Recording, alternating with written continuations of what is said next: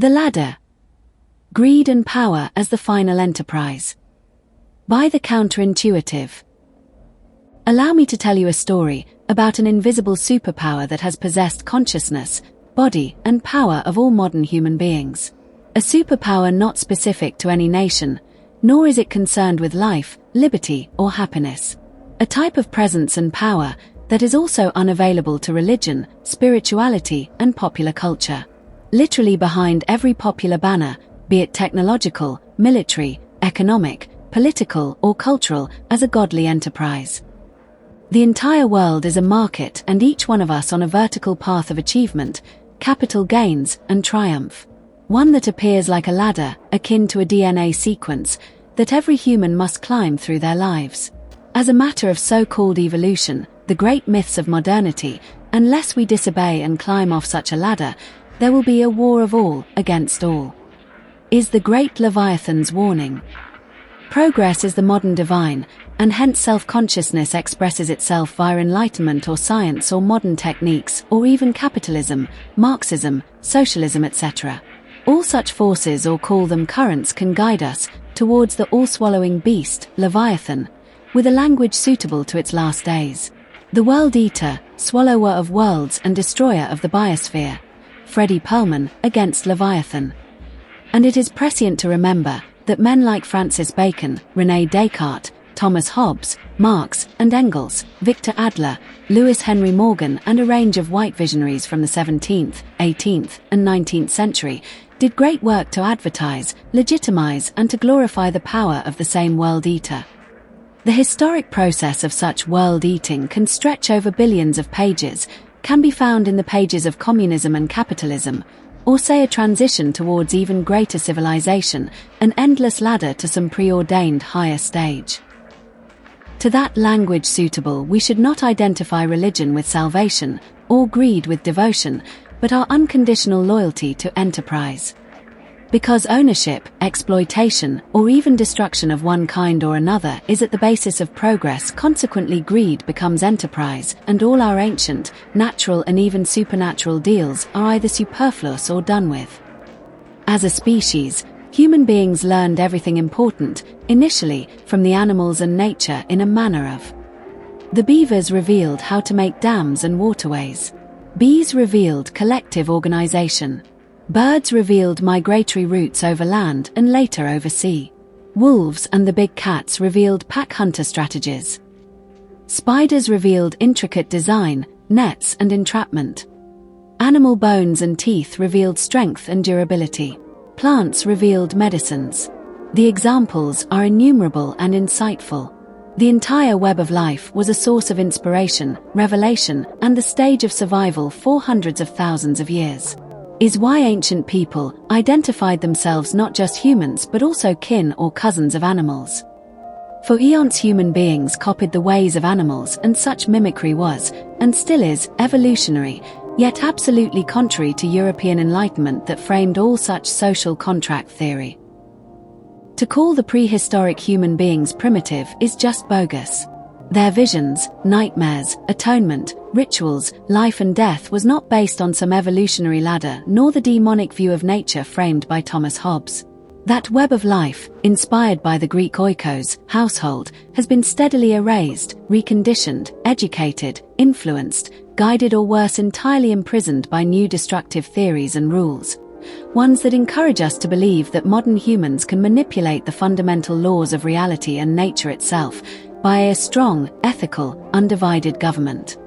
Leviathan, the matter, form, and power of a commonwealth, ecclesiastical. 1651 CE. Thomas Hobbes created the globalized figure of the Leviathan, beast, for an imperial purpose, and not with the intent to build an everlasting dominion of human beings on the planet. The only people left in this world who believe in the Leviathan are the imperial, and for them everything about humanity can be explained materialistically. How daft or plain vicious, in hindsight, when we read Hobbes' worldview that life is but a motion of limbs. For what is the heart but a spring, and the nerves but so many strings, and the joints but so many wheels, giving motion to the whole body, such as was intended by the artificer. Who is the artificer? Is it God? No. Is it a superpower? Not really. Is it the state? Who cares anymore? Is it the latest science? If you prefer. The great artificer lives and expropriates everything in the name of progress and enterprise. Modernity is an enclosure, regardless if you live inside a superpower like America or China or Germany, or some rising nation like South Africa or India, or destroyed and ruined nations like Ukraine, Syria, Sudan, Ethiopia, Libya, Afghanistan, Guatemala, Haiti, Bangladesh, etc. The big ideas based about life, liberty, and happiness acquired unprecedented eloquence through the ages. Through philosophy, religion, art, music, theatre, poetry, etc. Rendered absolutely useless, though, in the modern age, by a million spectacles and illusions of the technological order. Guy Debord sums up the above loss as something universal in the 20th century, as the instrument of unification, society of spectacles.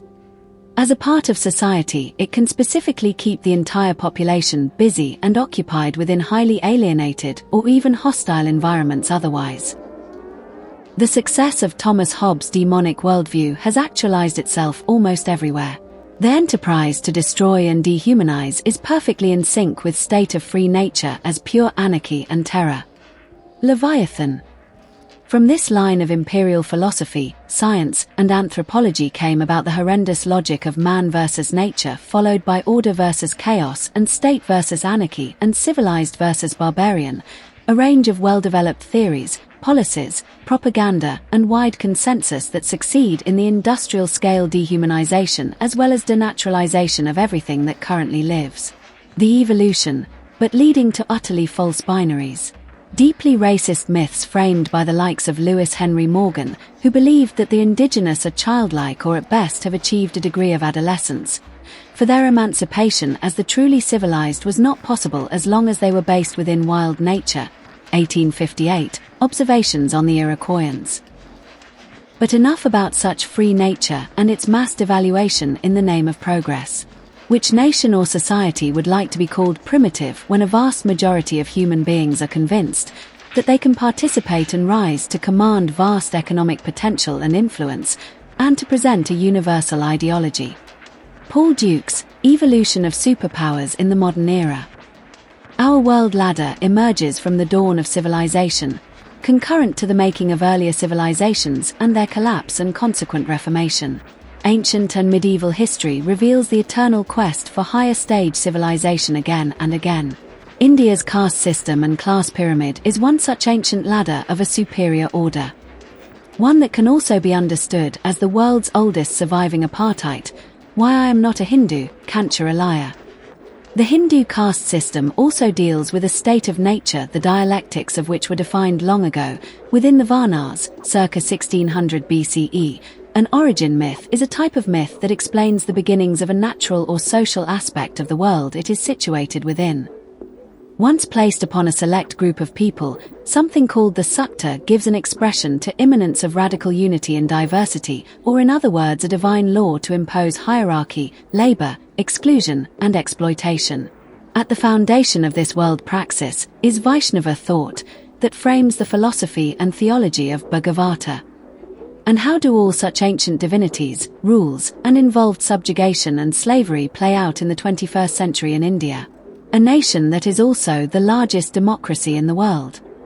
Exclusion or prohibition makes the above social hierarchy that controls marriage, procreation, even diet and living rules, prohibition of inter-dining, inter-worship, physical segregation, and civil barriers. The superior Brahmin, born of the Brahma, creator of the universe, have long touted the virtues of caste pollution and purity and the imposition of religious disabilities. The savage, illiterate, dirty and stupid have all been lumped together as the lower castes or even Shudras and Adivasis. The era of Western colonization and so-called emancipation of Indians, followed by the struggle for independence, 1940s, did little to change the status and figure of the untouchable and even later legal term untouchability in India. The Dalit community is a product of the caste ladder, also subject to indentured labor exploitation, which manifests in the existing economy of the emerging nation.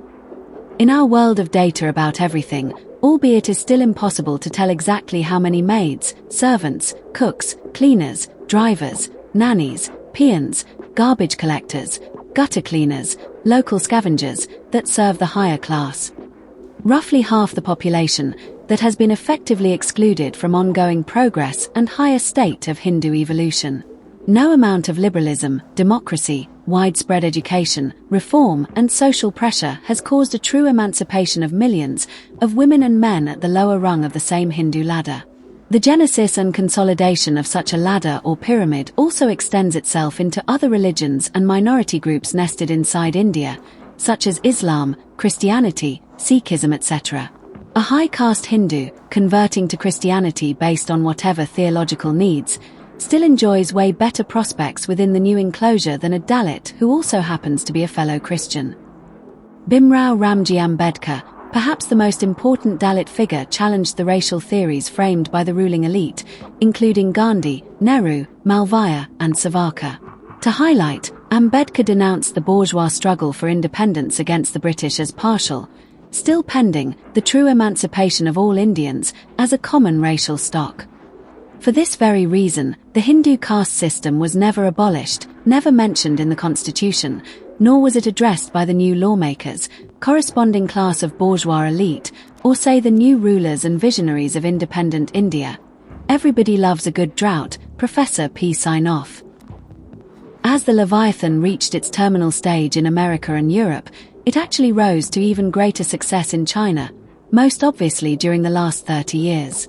Is what makes the Chinese Party Congress claim that the Chinese modernization offers humanity a new choice for achieving modernization.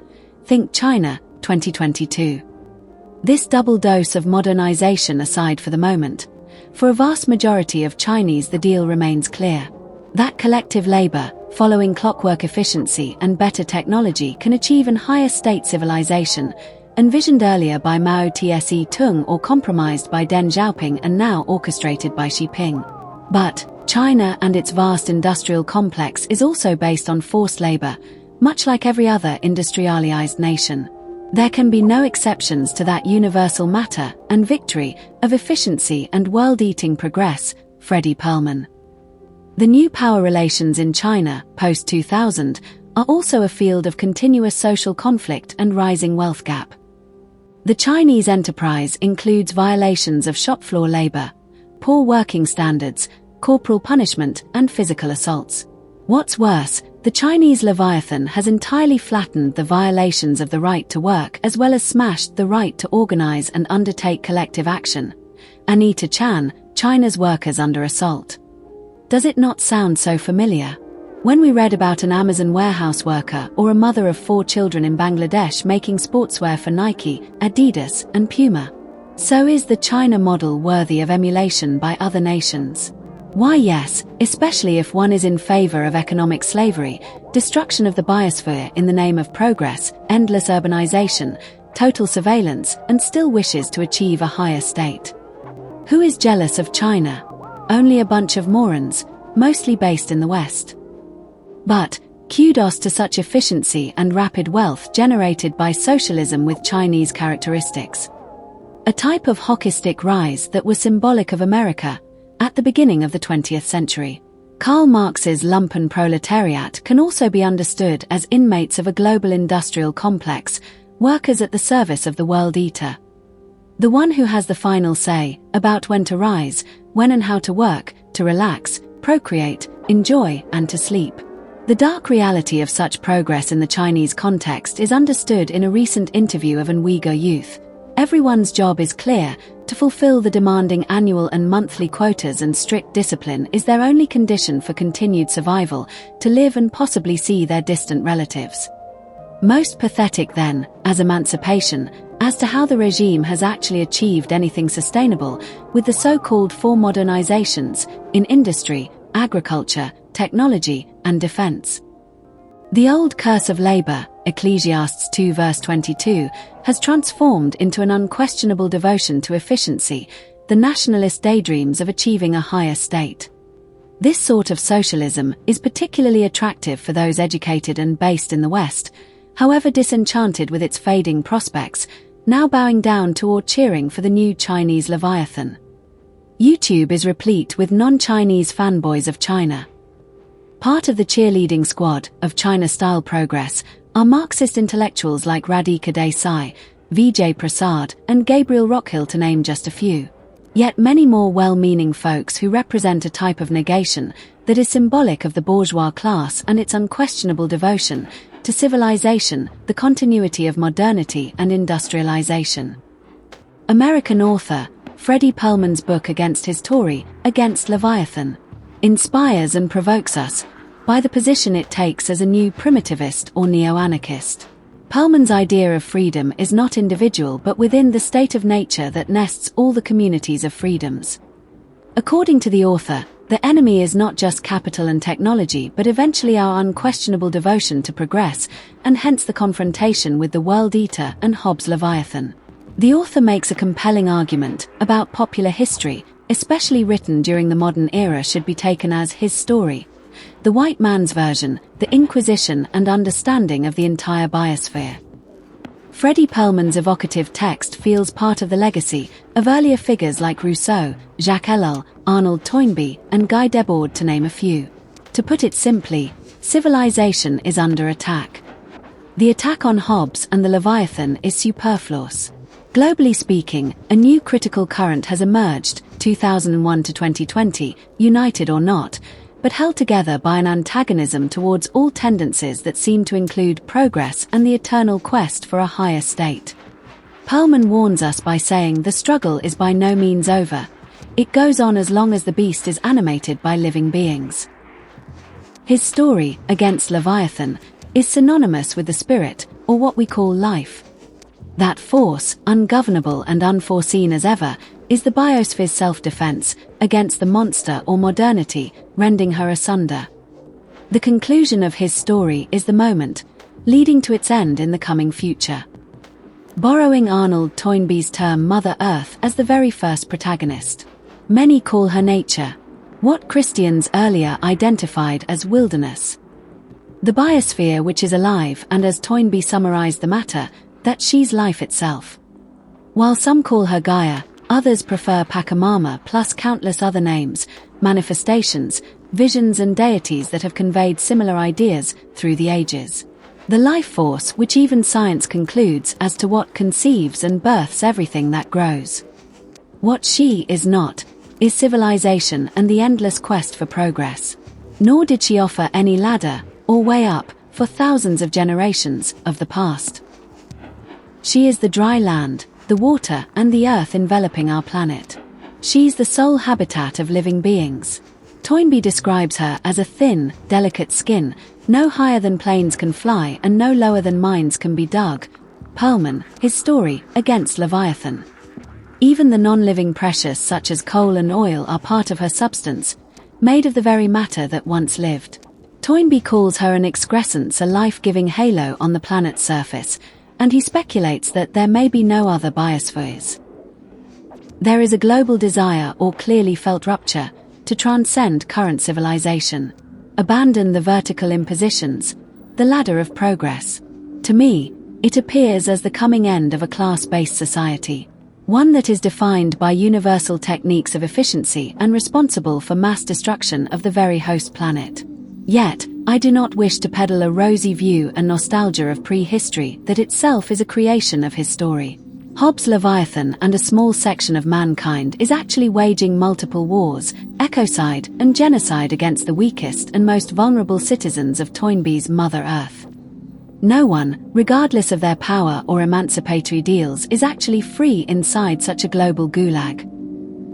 Even the common dictionary misleads. It begins by saying that free means citizen. But then what is free that is not determined by anything beyond its own nature or being? Worse, determined by the choice of the actor. What we may desire or not, whatever ladder we are climbing, whatever techno-vertical horizon, may we remind ourselves, for whose progress is it anyway, that this civilization carries on, while enslaving and or consuming everything that lives? What is our common devotion, or fear, to such a vertical myth of progress based on? In case you wish to pledge support with a paid subscription, click here. Yes, it helps a lot.